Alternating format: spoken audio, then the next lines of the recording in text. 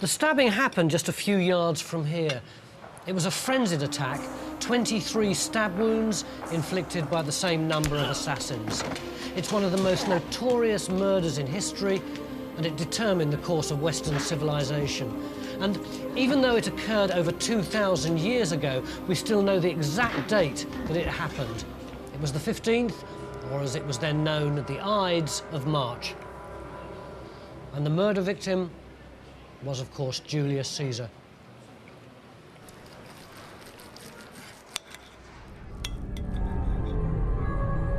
Caesar's been called the greatest man who ever lived.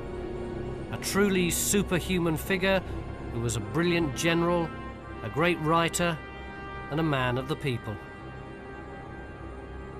After his death, they mourned him in their thousands. So how come he ended up on the wrong end of the assassin's dagger? What made people hate him so much? I've come here to Rome to try to find the real Caesar, the man behind the myth, one of the most complex, driven people in the whole of human history.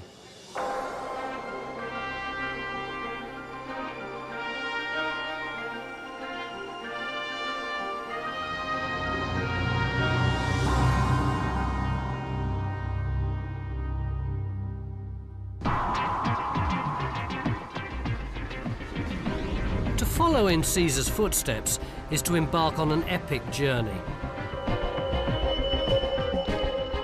From ancient Egypt to the uncharted island of Britain, he came, he saw, and he conquered.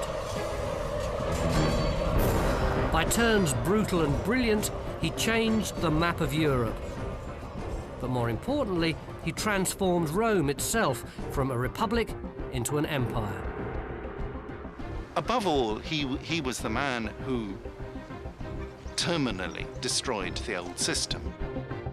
Julius Caesar celebrates how many people he kills. He celebrates in triumph that he killed 1 million people. He was really one of Europe's great geniuses, but facially flawed, and look at the cost for everyone else. Rome was the centre of Caesar's universe. But when he was born here in 100 BC, nobody could have predicted that he would one day reign supreme amongst the elegant temples and colonnades of the while in that direction, quarter known as the Suburra. It was in dirty, crime-ridden Suburra, with its multi-storey tenement blocks, that Julius Caesar first saw the light of day. But he wasn't exactly one of the street kids who roamed the slums.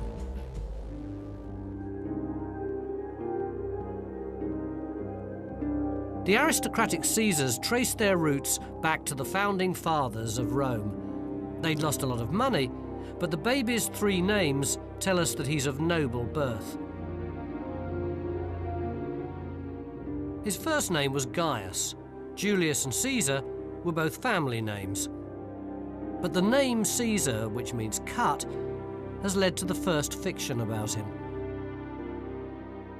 In ancient times, great men had remarkable births, and the legend grew that he'd been cut from his mother's womb. The myth gives us the name by which we still know the operation, the caesarean section. It's a good story, but in fact, Caesar was born quite normally. They did do the operation in those days, but only to save the life of the child. The mother never survived, and we know that Caesar's mother was still alive when he was 40.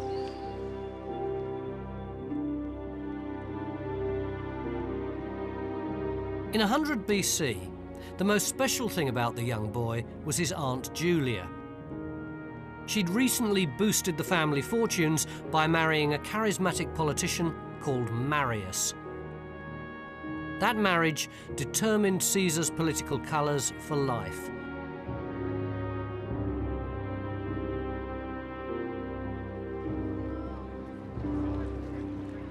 Caesar's noble roots made him eligible later in life to sit in the Senate House here in the Forum, where his fellow aristocrats ran Rome like a private club.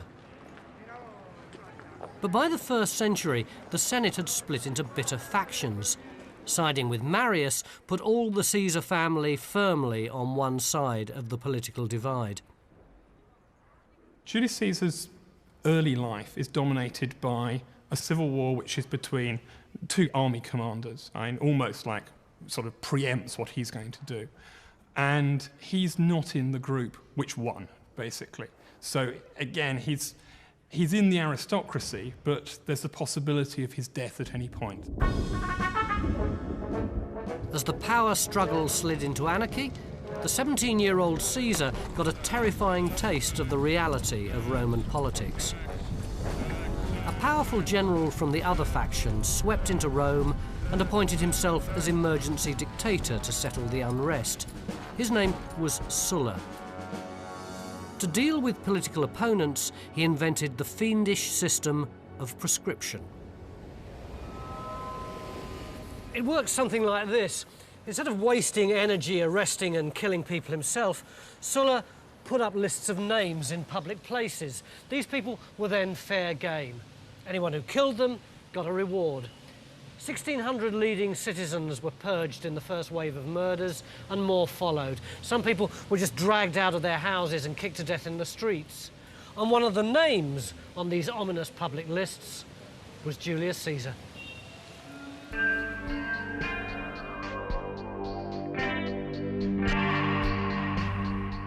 He went underground, changing houses almost daily, relying on a network of discreet family friends. In the fetid, swampy backstreets, he caught malaria. As he sweated it out, favours were called in. Political neutrals brokered a deal with Sulla. They secured a pardon on the condition that the teenager come out of hiding to face the dictator. Sulla was a large, menacing man with a blotchy face. He turned to the teenager who defied him. What he saw was a tall, slim young man with piercing black eyes, who, even when he was looking at the most powerful man in Rome, wasn't going to give any concessions to tradition. Instead of the normal short-sleeved tunic, he'd got long sleeves with fringes, and he wore his belt slung low, hipster style. If he couldn't dress properly, what other customs might he try and break down? Sulla must have wished he'd never let him off. He turned to those who'd negotiated the pardon and made a telling prediction. "All right," he said, "have it your way. But I'm warning you, this young man who you're so desperate to protect, one day he's going to bring down the very system that we want to preserve." A lot of what we know about Caesar is written much later by people who already knew what he'd achieved. Sulla's prophetic statement was probably made up with the benefit of hindsight. In 83 BC, there were far bigger problems threatening Rome than one outrageously dressed teenager. And the main problem was the system itself.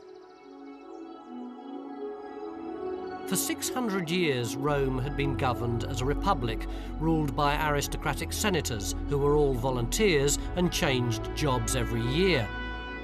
It had worked well, but then Rome expanded from a simple city-state to control an empire that spanned the Mediterranean. The structure that was designed for local government couldn't cope with running a global superpower. As it expanded, Rome had switched from voluntary national service to having a professional army to protect and run its dominions. But after making Rome rich, these soldiers retired with nothing. The already crowded city was overflowing with vast numbers of angry veterans living in poverty and demanding a pension. So-called crowd pleasers like Caesar's uncle Marius were reformers who wanted to redistribute land to provide for the soldiers. Others saw any change as an assault on tradition. There was, for about the last century of the Republic, a continuous conflict between what we can call conservatives and reformers.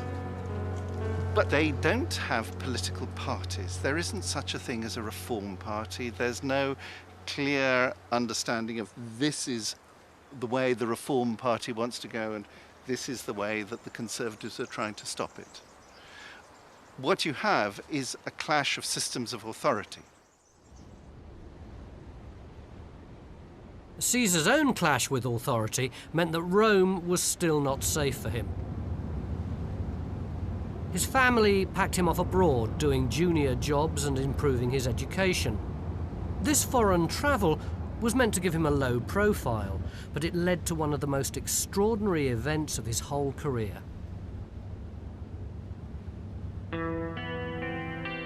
He was still only 25. With a small retinue of servants, he was sailing to Rhodes for a course in the art of rhetoric or public speaking from a Greek master. As his ship crept round the coast of Greece, it was boarded by pirates and Caesar was kidnapped. The pirates must have thought they'd hit the jackpot. When you demand a ransom, you don't expect your victim to start trying to negotiate upwards. But when they told him that they wanted 20 talents of silver, Caesar treated the amount with contempt. 20, he said, I'm worth more than that. Make it 50.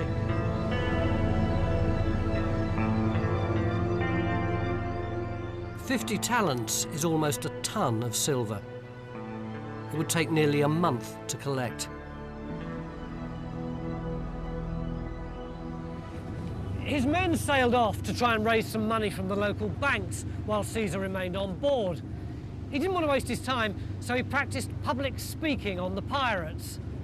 They thought this was a joke and barracked him. And when he swore he'd see them hanged, they laughed and laughed. When the money arrived, the pirates let Caesar sail away to the nearby port of Miletus. It was a fatal error. At Miletus, he hired a squadron of ships and men out of his own pocket, returned and found the pirates still at anchor. He captured them, reclaimed the ransom, and took them back to the provincial capital. When he found that the governor seemed more interested in taking a bribe in order to let them go free rather than punishing them, Caesar took the law into his own hands. He kept his promise of justice and had every single one of the pirates crucified. He'd spent a month in their company, larking around and joking with them, so as an act of mercy and for old time's sake, he had their throats cut first.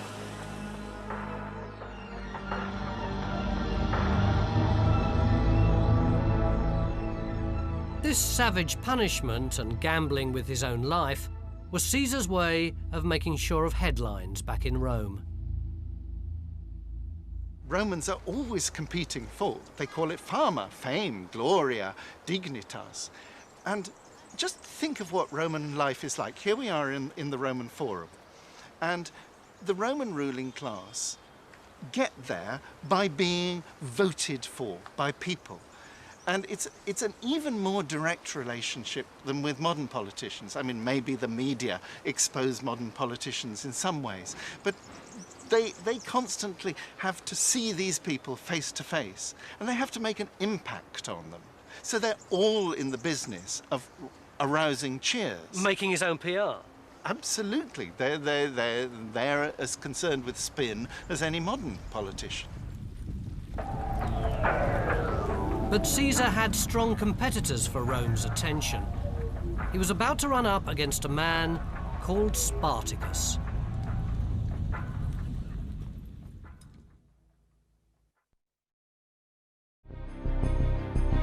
Julius Caesar had begun life like a boy's own hero, on the run from death squads one minute, battling pirates the next. And in 73 BC, he was enlisted to fight another epic figure, Spartacus, a gladiator who was at the center of a slave rebellion. Julius Caesar was a junior officer in the campaign against Spartacus. As the rebels retreated south through the countryside, the Romans moved to cut them off. Whatever the movies might say, there was never any hope of Spartacus succeeding. The sad fact is that the real-life Spartacus wasn't a noble revolutionary, but a hopeless runaway who ended up as little more than a bandit. Thousands joined his rebellion, but they were rats in a trap. Caesar joined the Roman military machine as it advanced down the country, forcing the disorganized rebels into defeat and capture. There was absolutely no mercy for this assault on the established order. Along the Appian Way, 6,000 prisoners from the Spartan revolt were crucified. Anyone travelling north from Naples to Rome would ride the last few miles to the accompaniment of screams and the stench of the tortured and the dying.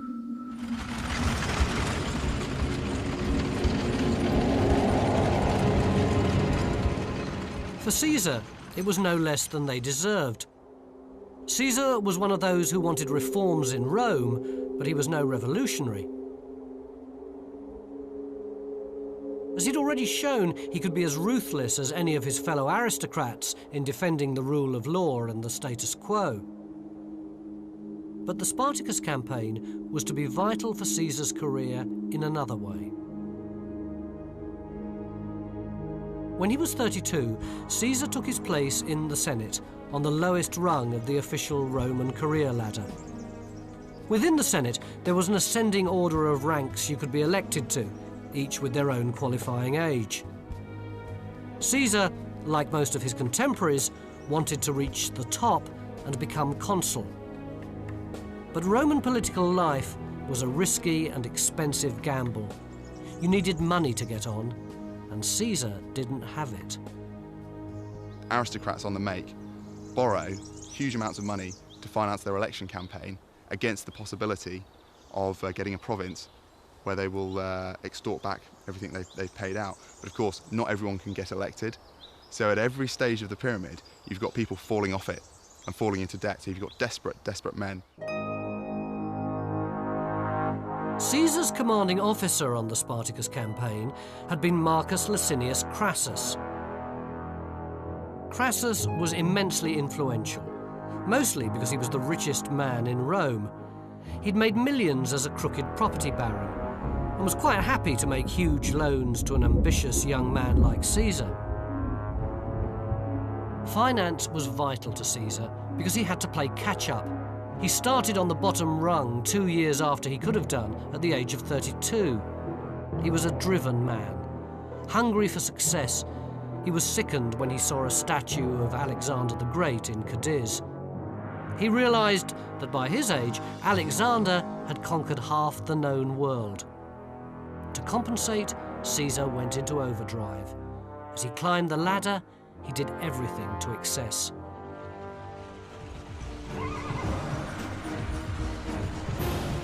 Unlike politicians today, senators paid for their policies out of their own purse. When he was in charge of public entertainment, his games were bigger and better. When he had a job maintaining the Appian Way, he spent a fortune on repairs. The ordinary people loved him for it. On a personal level, he had to walk the walk. He was lavish with entertainment, gifts and bribes.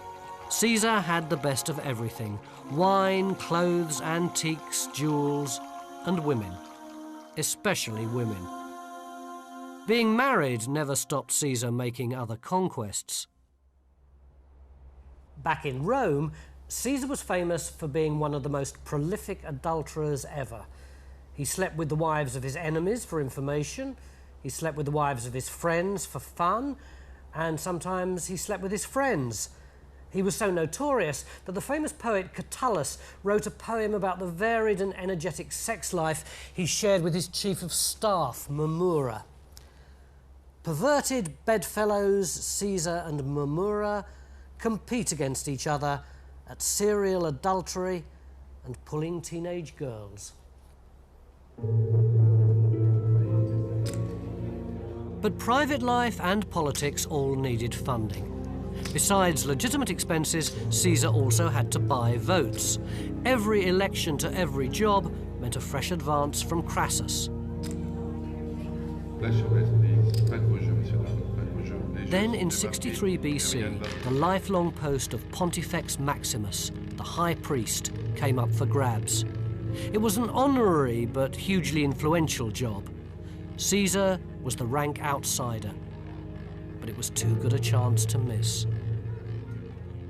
Caesar risked everything to get elected. He put himself so deeply in debt that when he left home in the Suburra, he said to his mother, "I'll either return as Pontifex Maximus or I'll be off in exile forever."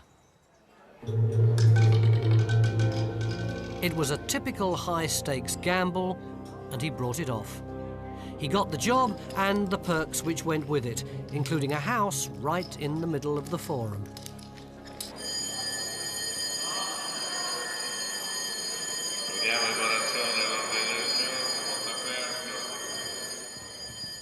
Today, Caesar stands moral guardian of Rome's city council. But no political scandal can possibly match the vicious corruption of the Senate in Caesar's day. As a leading advocate of reform, Caesar was bound to provoke opposition. His arch-enemy in the Senate was Cato, a dyed-in-the-wool aristocrat who despised Caesar's populist approach. Cato has his own political ambitions. Cato wants to make a name for himself, and he makes a name for himself as Mr. Virtue. And he chooses to identify Caesar as Mr. Vice. Now, Caesar is an incredibly controversial character right from the start, and I think one must assume that Caesar actually, as a personality, he relished controversy. He was never going to compromise with people. He just went all out for it. This wasn't the kind of friendly rivalry you sometimes see with professional politicians, but a bitter personal dislike. They both used dirty tactics. After one meeting here, Caesar narrowly avoided being killed by one of Cato's bodyguards. In his turn, Caesar used the mob to disrupt meetings. He'd organised so-called spontaneous protests when he didn't get his way. Then he'd calm the mob down and tell them that he didn't want to make any fuss, thus earning support from the Senate for his dignified behaviour.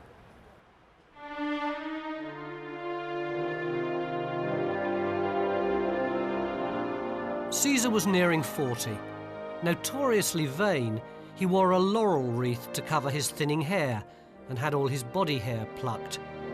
And he was still broke.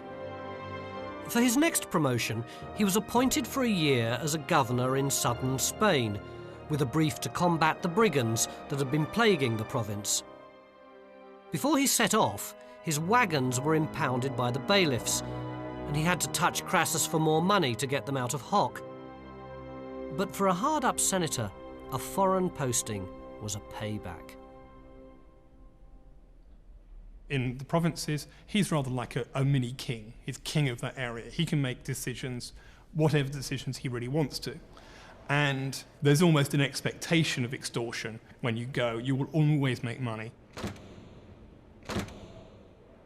Caesar fought a brilliant campaign against the brigands, and if he also accidentally attacked and looted a few innocent towns, Rome was willing to turn a blind eye. They liked a good victory. With success came the booty of war, enough to pay off his debts and to reward his men sufficiently well to ensure their future loyalty.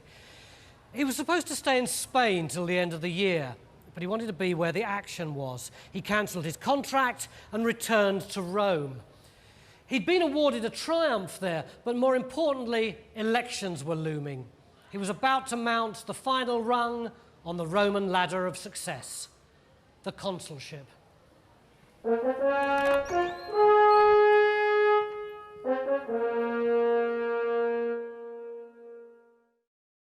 Caesar came back from Spain to stand for election as consul, so he needed some of this, white cloth, candida in Latin. To be a candidate, he had to come into the centre of Rome, dressed in white, and apply in person. But at that time, this was a big problem for him, because he'd also just been awarded a triumph, which was an official celebration for conquering generals, involving a big procession right up here through to the temple of Jupiter in the middle of Rome. And Caesar's problem was that the rules said that a general couldn't come back into Rome till after the triumph had taken place. The problem was a clash of dates. The deadline for applications was before the triumph. Caesar hated to give up the chance of glory, but political power was what he craved most. He gave up his triumph and was duly elected consul. But his conservative opponents wouldn't let their arch-enemy have it all his own way. There were 2 consuls each year. They were supposed to work together, but Cato and Caesar's other enemies made sure that his fellow consul that year would be one of their own men who'd act as an anchor on his ambitions. They chose Cato's son-in-law, Bibulus, which was a bit like pairing Ken Livingstone with Norman Tebbit and expecting them to work together. This kind of pettiness made Caesar vow that he'd never compromise with his opponents again. From now on, he'd bypass them. He did it by making a semi-official alliance with the 2 most influential figures in Rome, his money man Crassus and Pompey the Great. At the time, Pompey was the real superstar in Rome. He was only 6 years older than Caesar, but had had a brilliant military career and had already been consul. Through Crassus and Pompey, Caesar mobilized a network of support and votes. This alliance was known as the Triumvirate. All 3 had something to gain.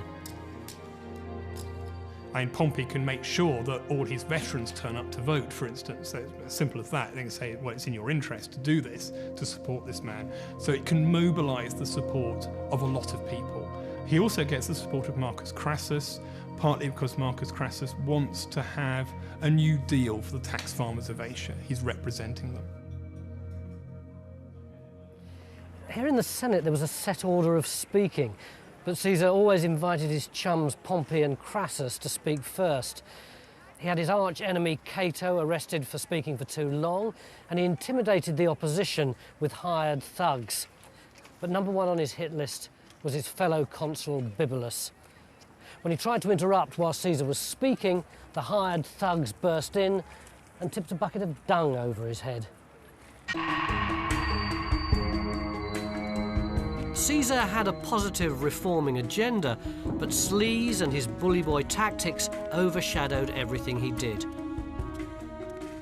Bibulus went in fear of his life. He tried to get a state of emergency declared, and when this failed, he simply went home, locked himself in, and tried a novel method of blocking all political business. Bibulus would look out of his front door every morning, and whatever the weather, even on a nice day like today, he'd say he'd seen a flash of lightning, which meant that the gods were displeased. This may seem daft, but actually it was a stroke of genius, because it meant that just by turning up to work down at the Senate that morning, Caesar was breaking the law. If he tried to pass any legislation, it was illegal, because it was going against the will of the gods. Just like a diplomat today, he couldn't be charged while he was still in office, but the moment he came back into Rome as a private citizen, he could be charged. Both sides are cheating. Of course they're cheating by the Roman rules, because it is proper to use religious obstruction. But Bibulus is overusing it. He's using it in an absurd fashion. And similarly, Caesar and many others used violence in a fashion that quite alarmed the Romans. Romans jokingly called this year the joint consulship of Julius and Caesar. As it drew to a close, Caesar had to make sure his next job kept him away from Rome and the threat of prosecution. The tradition was that consuls were rewarded with a plum job in the provinces after their year in office, with plenty of opportunities for making money. The fact that Caesar was a wanted man didn't matter. For Romans, observing the ancient traditions and upholding the honour of the consulship was paramount. His enemies voted him one minor post. Caesar ignored them and wangled the job he wanted. He took the governorship of Cisalpine Gaul, a lucrative province that also let him keep in close touch with his interests in Rome. He could have ended up as just another corrupt Roman politician, a footnote in history. Then fate intervened. His allotted province was south of the Alps, what's now northern Italy. North of the Alps was the Roman province of Transalpine Gaul, present-day Provence and Languedoc. That was the limit of the empire. Beyond it, the Gaulish tribes were causing trouble. A new Roman governor had already been appointed for Transalpine Gaul, but fortunately for Caesar, he died on the journey north. So it now made perfect sense for Caesar to be given that additional province as well, along with command of its troops. And it was that decision that turned Caesar the politician into Caesar the general. Yeah, let's go, Reece! You might go! The Asterix stories are probably most people's closest contact with Gaulish culture. A general sense of jolly, mead-swilling Gauls giving the Romans the runaround. The Gauls are brave warriors, the violence is knockabout, and Caesar himself is a humourless little man with a big nose and even bigger vanity. It works because there's elements of truth, especially Caesar being vain. But ironically, we wouldn't know much about the Gauls' way of life if it weren't for Julius Caesar. The Gauls didn't leave any written record of how they saw themselves. Indeed, the only way that we know anything at all about the world in which Asterix lived is because of the person who destroyed it. Caesar wrote in detail about Gaulish customs and religion and habits, even while he was doing his best to replace them with what he thought of as civilization. What the comic strip doesn't begin to convey is the brutality of that campaign. In 60 AD, there were 12 million Gauls. Caesar boasted that he killed 1 million of them and enslaved 1 million more. It all started with one small problem. The Romans lumped everyone beyond the empire together as barbarians. In fact, there were hundreds of different tribes, each vying for position with the others. Contemporary coins show how the Gaulish tribes each had their own identity. The Parisii, who lived where Paris is today, the Arverni, who give their name to the Auvergne, and the tribe that caused the trouble, the Helvetii. What Caesar had to deal with was a major immigration problem. The Helvetii lived in what's now Switzerland, but when they were attacked by German tribes, they started migrating to southwest France. The easiest route south took them across a bridge over the Rhone at Geneva, down the Rhone Valley, and then cut west across Transalpine Gaul, Roman territory. To stop them trespassing, Caesar moved north at lightning speed.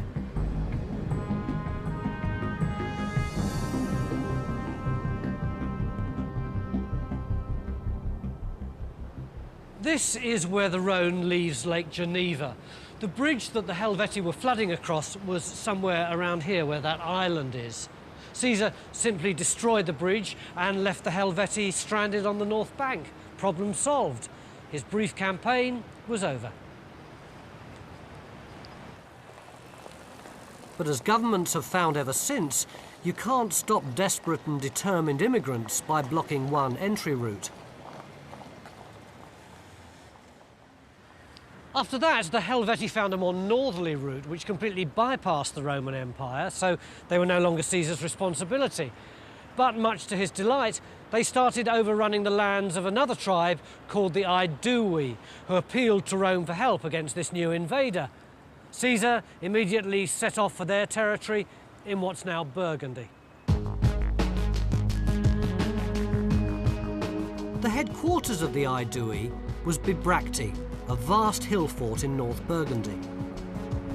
As the migrant tribesmen camped out in the valley, Caesar arrived to fight his first battle in Gaul. The battle took place not far from here. Caesar moved forward in classic formation, 3 lines of troops against the Helvetii. The tribesmen, who were used to fighting man to man, fell back against the double hail of javelins towards that mountain over there. Caesar continued to advance. 15,000 tribesmen, who until that moment had been standing on the sidelines over on that hill, moved forward to attack Caesar's army. Calmly, he ordered his 3rd line to wheel round and attack the new threat, while he continued to advance towards the Helvetii. The result was victory on both flanks, a triumph of Roman organisation.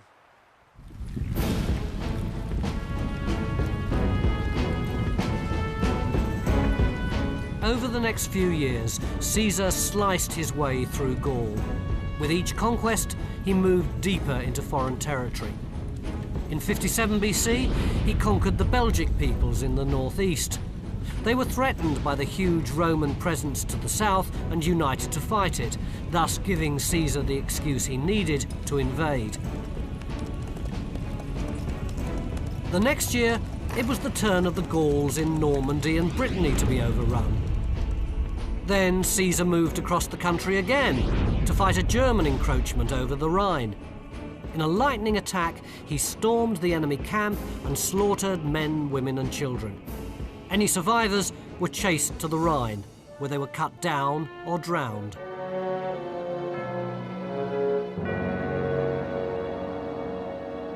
But the massacre wasn't enough for Caesar. He wanted a much bigger and better PR victory. He decided to cross the Rhine and teach the Germans a lesson.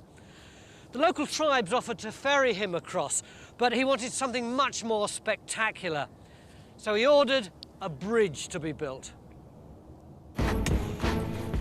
The Rhine's 400 metres wide at Koblenz and 6 to 8 metres deep. Caesar was determined to intimidate the tribes with a demonstration of what cutting-edge Roman technology could achieve. In just 10 days, the Romans spanned one of the greatest rivers in Europe. And when they'd crossed it, what did they do? Well, the Germans ran away, so they spent 18 days destroying their crops and villages. And when they'd ensured famine, Caesar retraced his steps, destroyed the bridge, and returned to Gaul.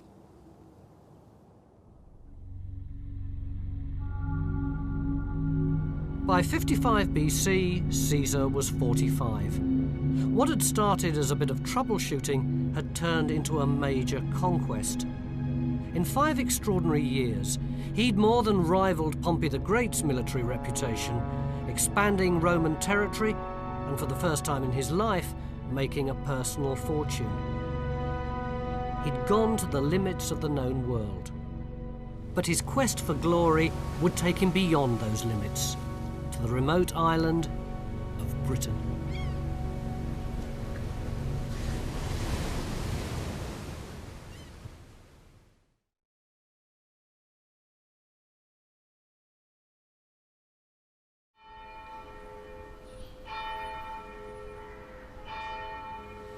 Julius Caesar was a brilliant general who conquered all of what's now France and Belgium. How do we know? Because he tells us. The only point of the campaign for Caesar was to enhance his reputation in Rome. Military success was key to popularity with the people. News would have filtered out anyway, but Caesar wasn't content with second-hand accounts. Even though he was a full-time soldier, he spent all his spare time writing up his account of his military exploits in serialized form. A new book came out every year called The Gallic Wars. They're classics of Latin literature, but they're also history spun like a government press release in order to enhance his reputation.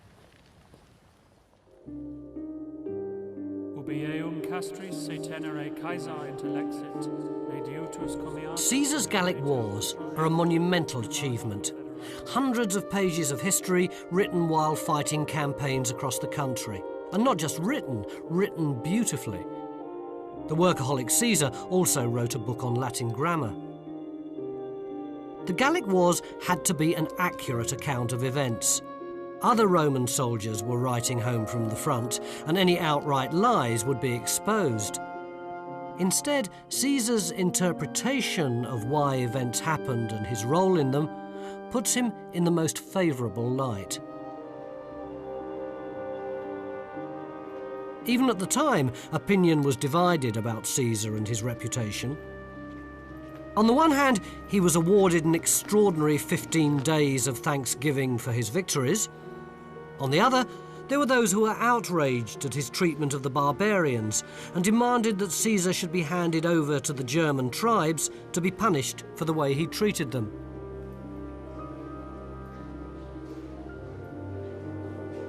This is a Roman statue of a dying Gaul. Although he's recognisably barbarian with his shaggy hair and the metal torque round his neck, he's portrayed with all the human dignity of a Greek hero. There were contemporary artists and philosophers who had a different attitude to Caesar's ruthless worldview. Let's not forget that just a few decades after Caesar's assassination, Jesus Christ was articulating the message of Christianity, and much of what was adopted by Christianity had already been articulated by philosophers like Plato. So there was an alternative view to this one of dog eat dog on a massive, organised and violent scale. Caesar's governorship lasted 5 years. In 55 BC, his time was up. In the Senate, Caesar's allies Pompey and Crassus were trying to get his posting extended for another 5 years to keep him out of Rome and away from prosecution. But Caesar had to show there was still a job left to do.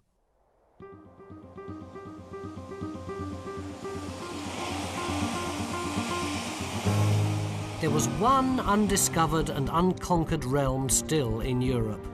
A dank, misty island right on the edge of the known world. They called it Britain. One of the warring tribes there had appealed to Rome for help. It was the perfect opportunity. Caesar got his extension and prepared for an invasion.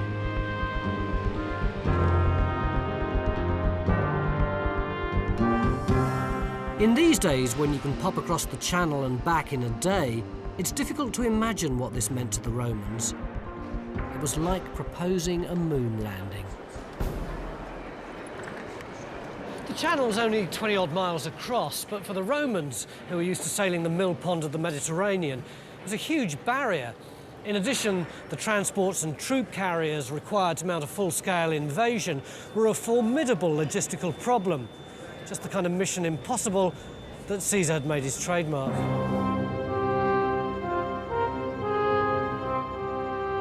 But in 55 BC, it was a desperate gamble for glory. It was near the end of the campaigning season, and the winter storms were fast approaching. Caesar got separated from his cavalry by bad weather. Heedless, he pressed on with just his infantry on this ill-fated mission. British tribes tracked their progress along the coast, hurling insults and weapons. As he reached what's now Deal, Caesar could see he had a fight on his hands. But his main problem was actually landing. The deep-bottomed boats just couldn't get near enough. The infantrymen knew that they'd have to jump into the water in full kit and wade in under a hail of missiles thrown by the mounted tribesmen up there just waiting to attack. The normally fearless troops seemed paralysed. But the spell was broken by the standard-bearer, who shouted, "Jump, lads, if you don't want to lose our standard. At least history will know that one of us did our duty." And he went over the side and into the water. The troops followed.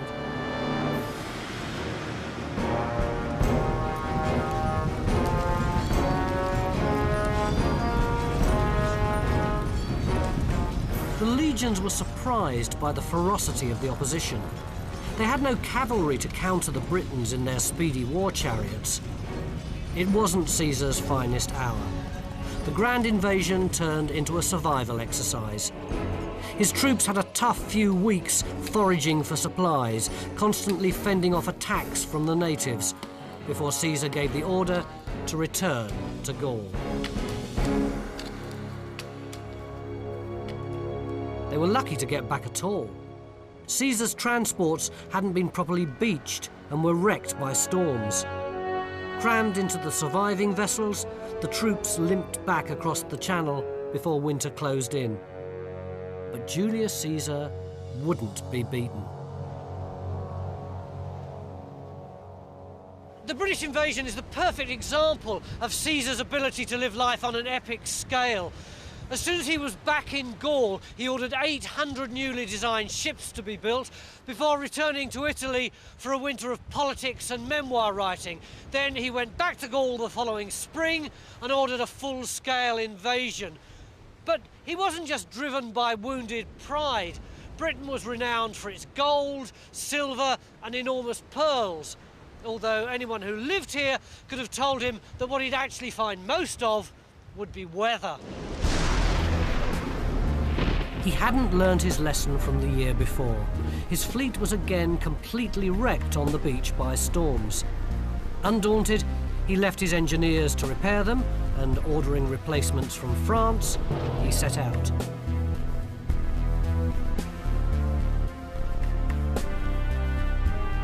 This time it went a bit better, but Caesar still spent a frustrating few weeks marching through Kent, unable to engage the Britons, who made guerrilla raids, then vanished. Had they known it, all the tribesmen had to do was wait until Caesar's supply lines were so stretched that he had to give up. But they didn't.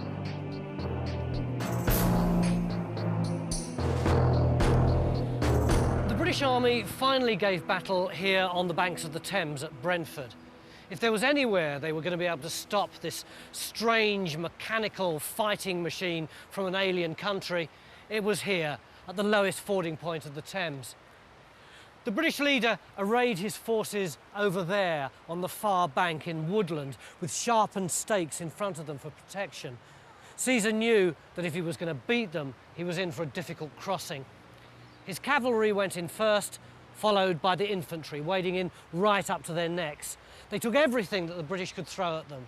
And when they finally got out the other side, dripping and in full armour, they launched such a heavy assault at the British that tribal resistance virtually crumbled.